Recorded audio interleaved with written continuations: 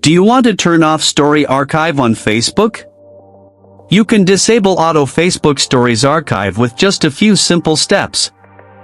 Before we begin, please like this video and subscribe to our channel. I've also included some helpful tools and apps in the description, so be sure to check them out. To turn off Story Archive on Facebook. First, open the Facebook app on your mobile device. Once you're on Facebook, tap on the three-line menu at the top or bottom of the screen. Now, scroll down and tap on Settings and Privacy, then tap on Settings from the expanded menu.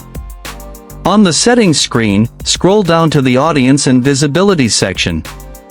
From here, find and select Stories. A new screen will open with different story settings. Here, you will see the option for Story Archive.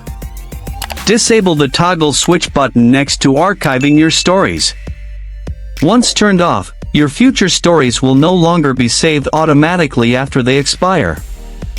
Your previously archived stories will remain in the archive unless you manually delete them.